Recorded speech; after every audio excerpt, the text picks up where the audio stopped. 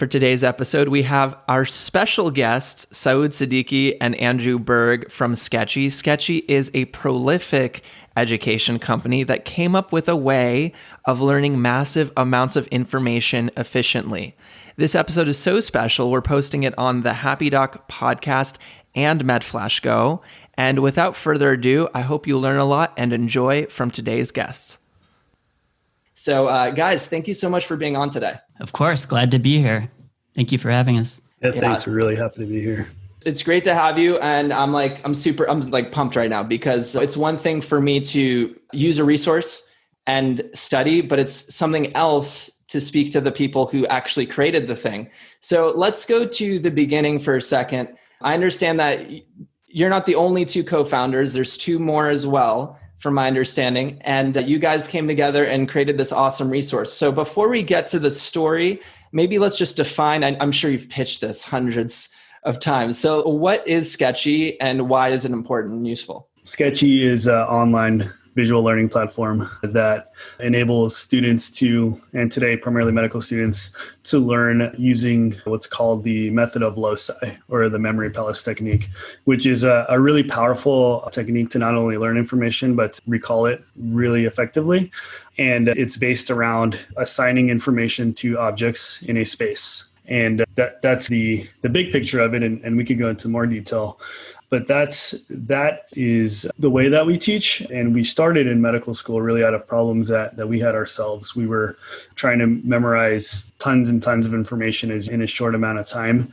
And the traditional study methods just didn't work. And so this was something that we started to do ourselves and really stumbled upon just out of almost desperation to get through medical school. And we found that it worked so well and wanted to share it with others. And that was the beginning of the whole idea of Sketchy and where it started. Andrew, any additional thoughts on that? Yeah, no, I think so nailed it. It really was born out of us just struggling to remember all of the bacteria we needed to remember. Micro was the first course we created, and part of that was because that's where we were most acutely wanting a different way to learn. And we studied together in the basement of the UC Irvine library, and we eventually just started weaving these bacteria into pretty crazy stories, and we found that it stuck.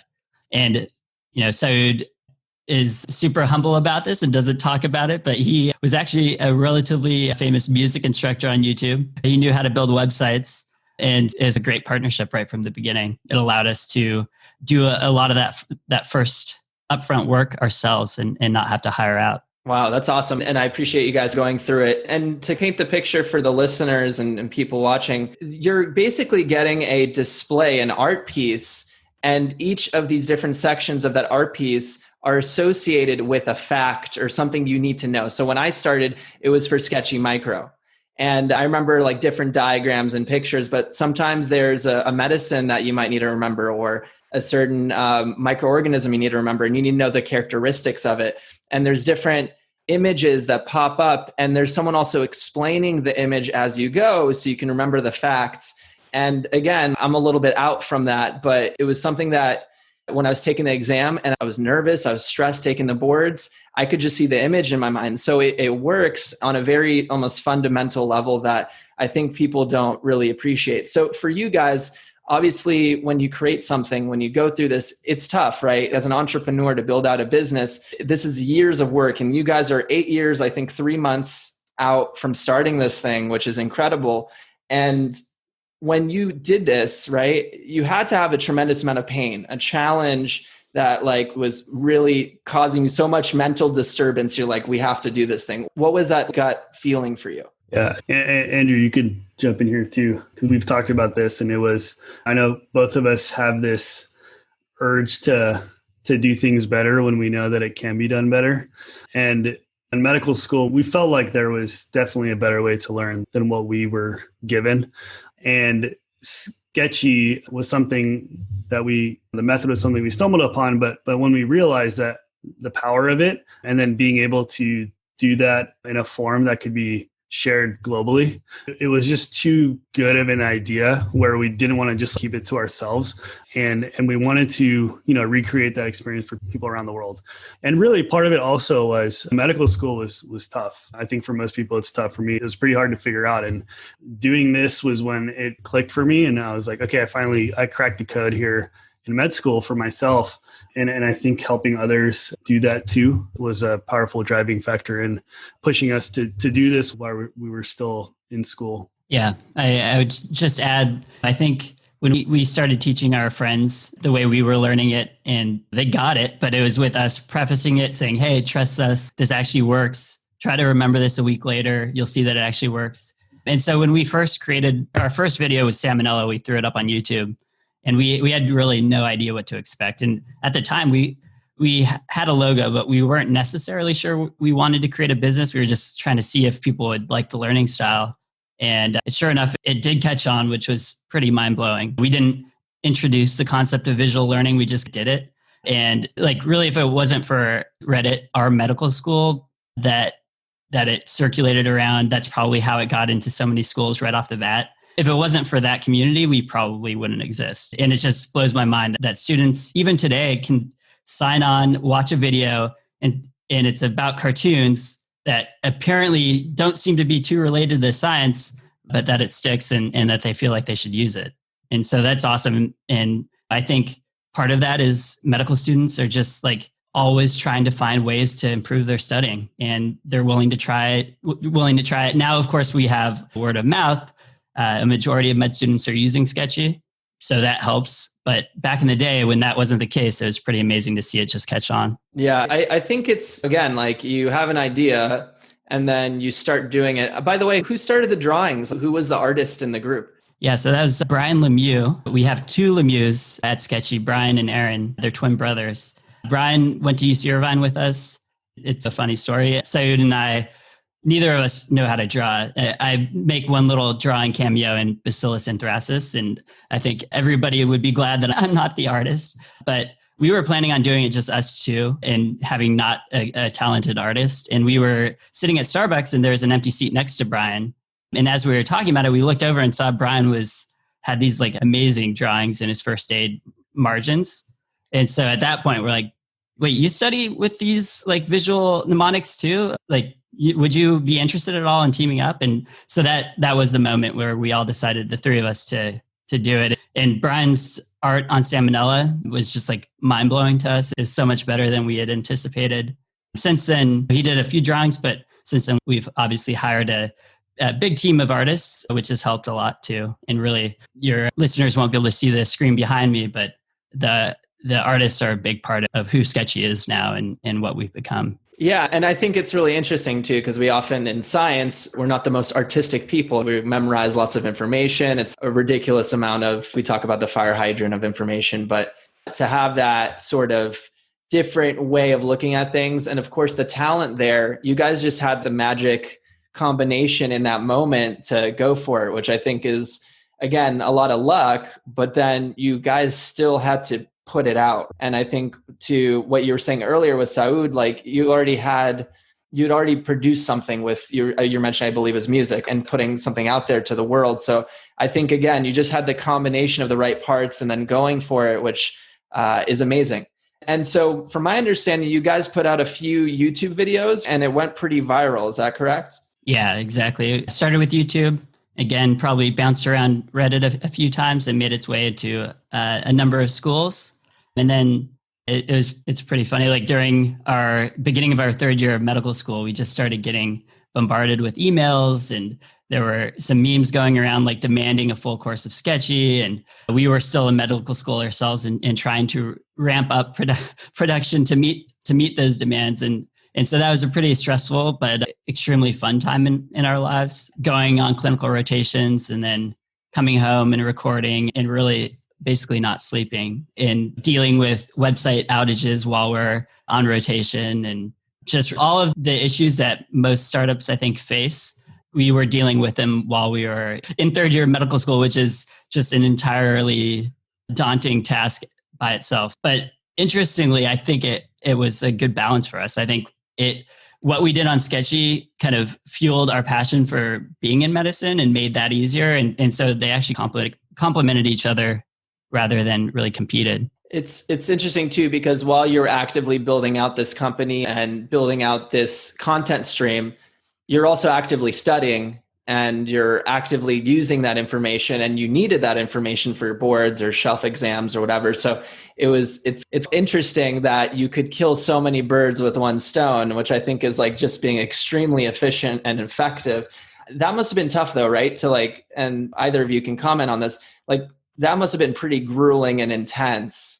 Or maybe it could have in some ways reduce your burnout or exhaustion because you had a project to work on. What do you think? Do you think it was like more fun to crank this out while you're actively trying to get through clinical rotations, or did it just add to your stress level? I'd say personally, it's one of those things that is obviously, it takes a lot of time and obviously it takes a lot of work, but it's like you said, like a project that you can really get deeply into and work on, and that you see the fruits of it as you're putting it out. Was it hard? Definitely. But it was fun. It wasn't like something that I would dread doing. It was something that I was waiting to get home so I can work on.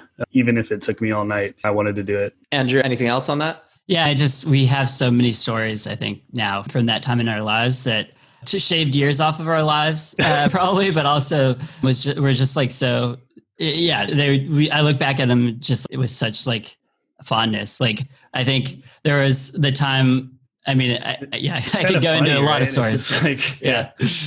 Cause like we were just the four of us, and then we'd get some help from like contractors to draw a picture or something, but like everything stopped with us. If tomorrow something didn't work, it's, oh God, I got to figure this out. We were like, I was basically the one doing all customer service during that time, responding to emails, which honestly, I think really helped us. We were med students, but it also helps us like really understand what our students really cared about.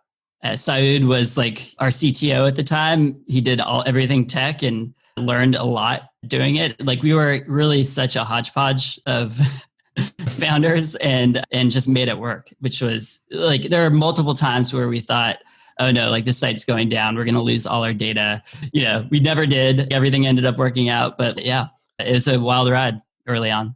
So in the inception of the idea, did you guys imagine this to be a big company? Because none of you were really entrepreneurs. Maybe Saud, you started already developing that a bit, but and again, correct me if I'm wrong, but anyone have an MBA? Anyone build other companies? Like, did you have this set of, and I only know this now after starting my own type of stuff. Like there's a lot of skills you have to like, a lot of people call entrepreneurship like jumping out of an airplane and you're like without a parachute and you're trying to assemble your parachute as you're falling to try to like glide to safety. Was that kind of the experience? You had to like just figure it out as you go? Yeah, I think 100%. It was just, we didn't really know where this was going to go. It's not like we planned that 8 years from now we'd be here.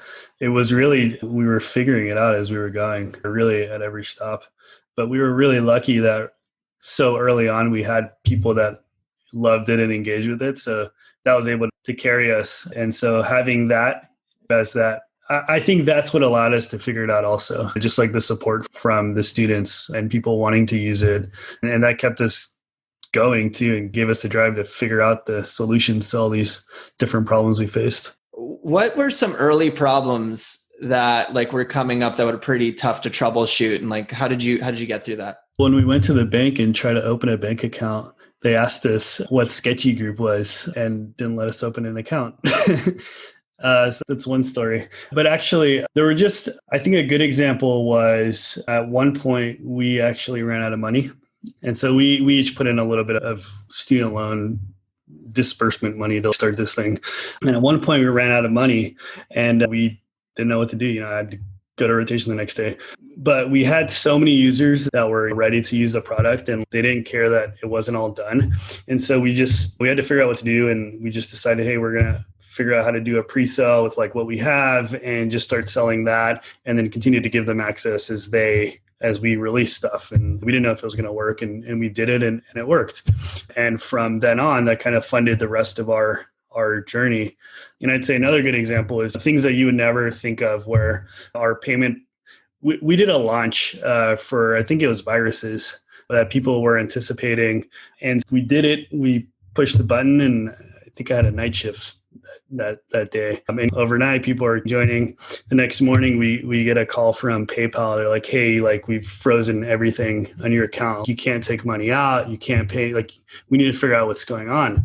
And they thought we were doing fraud because all of a sudden we launched this thing and all these people are joining our website and paying through PayPal, that they freaked out. And like we had people to pay who like set up the launch for us and coded it and whatever. And we couldn't pay them because all of our money was in PayPal. So just like things like that, where I would have never thought of this, but it happened. And I just got off a night shift and I got to figure it out. So it's things like that where it would just happen and then you figure it out and you keep moving. It sounds like a good problem to have. Yeah. I remember to build on that. I remember the day after we launched Micro, we had it set up so that PayPal would ding us anytime somebody signed up and paid for an account. Like we would just get this ding and a buzz on our phone. And I remember thinking like, oh, it'd be awesome if we got a ding today. And so we launched. I left Saud and I left like my house, and then all of like, as soon as we stepped out the door, I started getting dings. And then it was like every minute a new ding. And it was just like, it was truly just like mind blowing. Like we're like, how we didn't know we had so many users ready to buy. And that at that point we're like, okay, we can start hiring more people, like getting more artists on board and really doing this well. And yeah. Was that the moment you guys realized this was going somewhere? Yeah. I think it's a big difference to have free users signing up for your stuff and then saying they would pay than to having them actually putting their credit card in and paying for it. And so we had a guess that would happen. And then when it actually did happen, it definitely exceeded our expectations, which was nice. That's great. And again, it just goes to show that sometimes you have an idea. Now, not every idea is going to work, but if you feel like you're onto something and you get that community acceptance and that's moving somewhere, maybe you can take this to the next direction. I want to fast forward a little bit. So I'm hearing the startup phase picture here. I think we're in a different segment of the lifeline, so to speak, of this company and the group. You guys have developed a lot. So again, like when I started, it was Sketchy Micro and it was still pretty early when I was using this. And now you changed, like the name changed. I see that there's like Sketchy Law. And so this whole thing has really expanded. So how has your vision developed and like where are you guys looking to go? Yeah. As you said, we started with Micro and Farm, made some more effort in that preclinical medical education front with Path. We have a couple of courses coming in the preclinical medicine front. We also have Step 2 or our clinical videos, including internal medicine, OBGYN, pediatric surgery. We're exploring a number of other verticals. We did create a demo of Sketchy Law and tried to see what that would look like. And so we know that this method works. Like it's not just our own intuition. There's a lot of data behind visual learning, and we don't really see a reason why it can't be applied to any other vertical or any other topic. We feel like aside from just videos, we really want to give our users more interactivity, build out our platform. Really, we think that our platform really could be a huge boon to solidifying, especially like the encoding phase and then the remembering phase, and like really building through Bloom's taxonomy to give a more rounded education. And so we're excited to implement a lot of these platform changes that we're working on this year. But yeah, we really feel like the sky's the limit for visual learning. Flashcards and adaptive learning has made a splash recently. And we love adaptive learning and we think that's all great. But we do think that visual learning, it needs a voice there too. It's just too effective for us to not have a space there. So yeah, so I don't know if you want to add anything else. Yeah, I think we spent a lot of time in medicine, and I think it took us a while to get out some of the content, but really, I think it gave us a chance to really understand how to do it and how to do it well. And now we want to take what we've done in medicine and also get that to people from other disciplines. And like Andrew said, visual learning, method of loci, that whole pedagogy is a method of learning. It's a way of learning that we're tapping into, and that you can really, the sky's the limit. Anything that you need to learn or memorize can be done this way. And so we want to do it.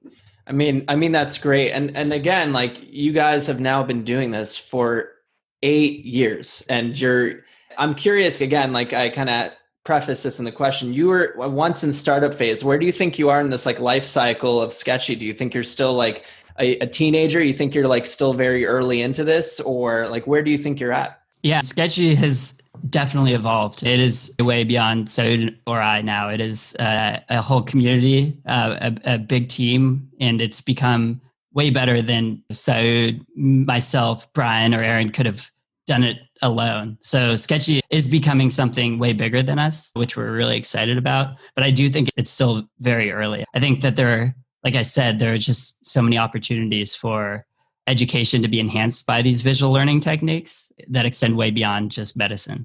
So hopefully in 5 years, we'll look back and say, man, like we were a tiny company back then, or at least maybe not tiny, but we had not yet reached a lot of potential, but we're optimistic for the next 5 years. I'm curious. So, originally you guys started, it was 4 of you. How many people are in this team now? So this year we've hired a lot of people.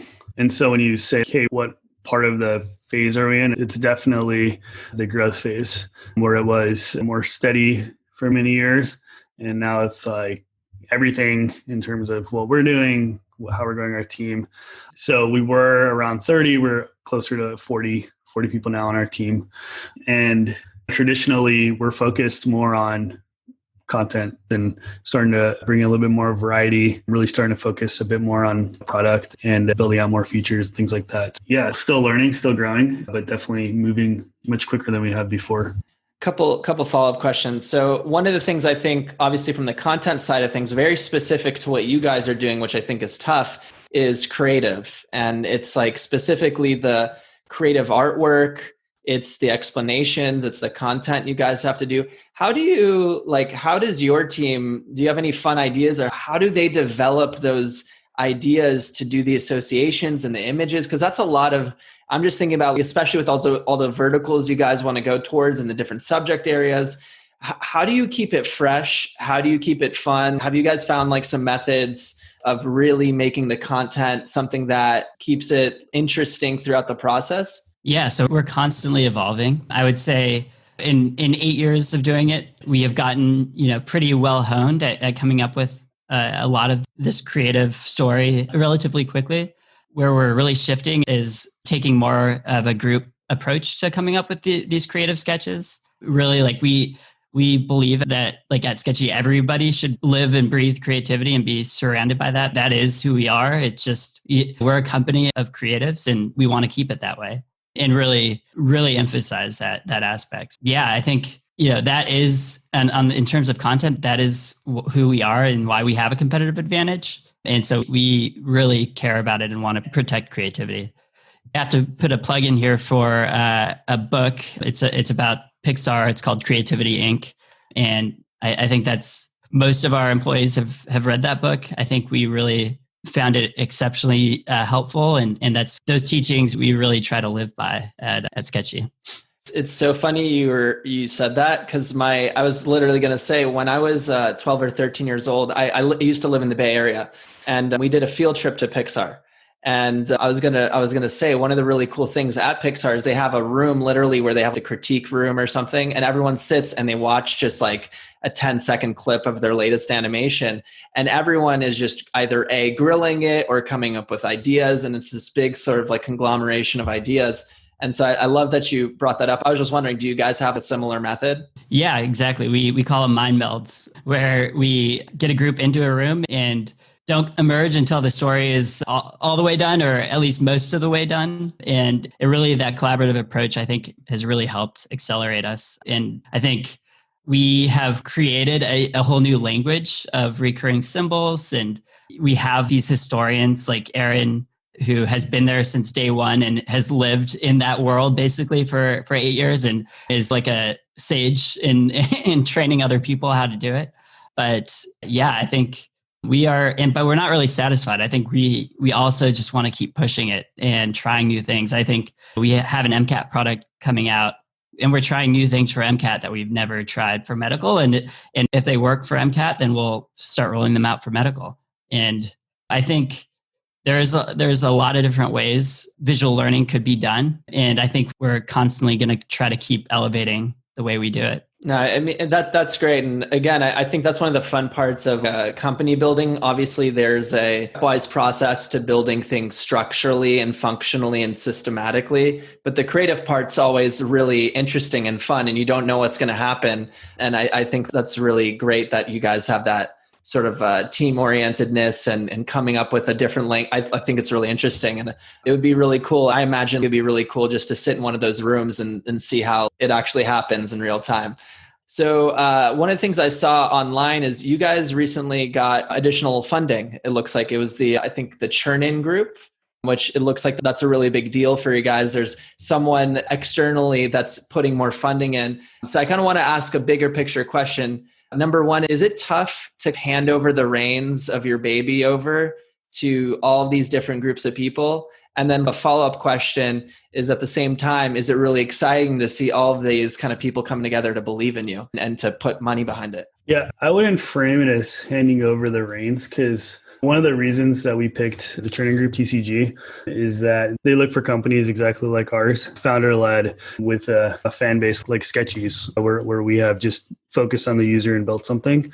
And so what they've done is they've invested, but they wouldn't have invested if we weren't running the company. So really what it is, support to do more and to do many of the things that we've always wanted to do as a company, and now have not only that financial support, but also more expertise, more of a network, more experience. We're able to grow, and we're able to grow in the right way. And with that investment, some of the things that we want to do. So one is going to be expanding to these additional subjects. Like Andrew mentioned, we're doing MCAT. We're doing it differently. We're trying new things. We want to get into pharmacy education as well. So really starting to think about what are other places we could get into, and then building out our team as well. And really bringing on some folks that have done this before, that have scaled successfully, to help us really in the things that we may not know, because we have a medical background, not necessarily a business background. And then finally, on the product side, feature side, really the whole experience that a student is having, thinking about how we could innovate there and do that much better. We're pretty excited. It's like we've got a lot to work with now, and we're going to build some great things. That's great. Andrew, any other thoughts on that? The Churn-In group has been amazing. I think they are filling in and helping us in all the ways we really needed that help. And it's more like they are, I don't know. Basically, we know they're there to support us, and they have really just allowed us to flourish, I think, and really help us hone in on what our strategy should be, trying to make sure that we have a cohesive next few years of strategy, because we had ideas about where to go, but without having that formal background in business, I think it makes it a little bit harder. So they've been a huge help. I also have to say we raised money from Reach Capital as well, who does a lot of education ventures, and they've been phenomenal. I think we just really lucked out. It's been such a positive experience for us. And really, I don't think we could get to where we're going to be going without them. Yeah. And I was reading just from the company as well. They funded other really successful companies. So this is not like their first rodeo in terms of looking at the company base and seeing where it's going, and the fact that you're getting backed and there's belief behind the expansion of it. And to be honest, I think it all, at least for me, when I think about it, it comes back to that user experience. Like I'm like years out from using Sketchy, right? Like I haven't used it recently, but I still remember in the moment of pain, I used it and it solved the problem. What else can you say about it? And so I do believe that you guys have developed a really great product. And also there's that concept, again, if you're just watching a PowerPoint or something, you're only activating one or two areas of your brain. But when you have the visual, you have the audio, you have the entire sensory experience, you're just hitting so many parts of your brain, you're able to remember more. And that's what makes it effective. So I really want to appreciate you guys talking about the business side of things. And I think you guys have a great product. The other part of it I just wanted to touch briefly on is doing all this stuff, going in the entrepreneurial experience, doing this whole thing. For anyone listening, I hope you're inspired by the conversation too, because I'm a big believer of encouraging other people to empower them to create their ideas too. What do you think are maybe some mentors or some books, or did you guys have anyone who inspired you through the process or given you great ideas so that you can develop further? Yeah, I think we were fortunate because what we ended up doing had very few barriers to entry. Like we got to err on the side of just having some going into action and not thinking about it too much. Like the day after we decided we wanted to create Sketchy, or that same day we got the domain name, and like the day after we registered an LLC, we just did it. And I think part of it was like Saud would do it one day and then I would advance it the next day. And so we were like constantly just try to keep up with each other. And because we never had this analysis paralysis, it just happened. And if we came into a problem, then we would address it and try to find ways around it. But we didn't let that derail us too much. I think Saud and I both had plenty of other terrible ideas in the past, but I think beyond just being bad ideas, I think for the most part, same with most people, is you forget about your ideas and you don't try vetting them or acting on them. And it's just, I'd say my biggest words of encouragement is just try it. If it means building a whole website, like think of ways not to build a website and still test the idea. Or else it just, you'll get a million different perspectives and you might decide it's not worth pursuing when it really would have been something that would have been great. I do think though, at the same time, never be protective of your idea and tell everybody about it, because an idea itself has marginal value. It's all how you execute on it. And I think being open and sharing the idea early helps you refine it and helps you plan your approach. But I think early action is the way to do it. Yeah, I agree. And it's going to be those repeat tries, because every time you try something, you're going to learn something, whether that's a skill or a lesson. And all of us had different backgrounds. All of us came into it with different skills and experiences. And really it was the combination of that I think led to our success. I would have never known that I was going to use what I learned in the music creation stuff and those tutorials that I teach, and done like design work. And it was just like, I don't know, I was just exploring, curious, learning stuff. But I happened to end up using all of that when we started the company. And because I knew it all, we could just do it. And just if it didn't work, it didn't work, whatever. I lost the weekend. So it's just like continuously just doing and trying and putting it out there. Like Andrew said, I think is the way to do it. And then, for me doing this, I actually didn't have like mentors who had done this before, and that's okay. You can figure it out like we did. It's nice to have people. I think now we have a lot of people we can turn to, and we've hired a lot of smart people that would have saved us a lot of time, a long time ago, but that's okay. And we figured it out. I think there's a lot you can pick up just by reading, not just in terms of figuring out how to do something. If I have a problem, I'll try to read at it from many different angles or whatever I can find to figure out the answer to the problem, but also just from reading other people's experiences and understanding that most people that start companies go through this and go through problems and are on the brink of never existing again, and they keep going and they make it. And so those stories would be inspiring, where it's like you just keep pushing and you'll find a way, you'll figure it out. And that's what we did. And so it sounds to me like for you guys, a couple things, again, like you guys had that magical combination where each different talent or person in your team had failed or tried different things. But then with that combination, because of those previous failures or because of those previous trials, so to speak, you now had the set of skills that could get you through that breaking point to do this thing. And now it sounds to me like you've naturally over time been able to evolve with your product.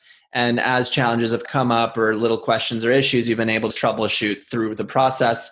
And not that it's a problem per se, but now you have a new adventure in your step where you have funding and now you're creating new content, all those things. So you have a whole new set of quote problems to solve or work through, which I think is the most exciting type of issue, so to speak, is what do we create next? So I think it's a really exciting time for you guys, as it seems like this entire process has probably been really creatively very interesting for you guys. So Saud and I went on and continued on through residency. And so it's just this past year that we've been able to rejoin the company. And it has been very like meaningful and incredibly fun. Yeah, totally. I think we're very fortunate to have it and get to live in kind of sketchy land. Live and work in sketchy land has been pretty exciting for us. Yeah, that's great. So to close us off for today, first, I want to really appreciate your guys' time.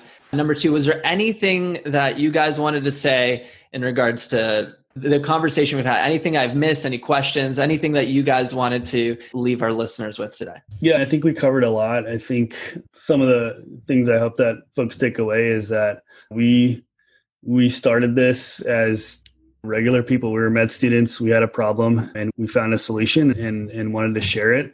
And I think people out there that are thinking about that you have an idea, you want to try it out, go for it. We didn't have this master plan of like where we would be or what we were making. We kept figuring out along the way.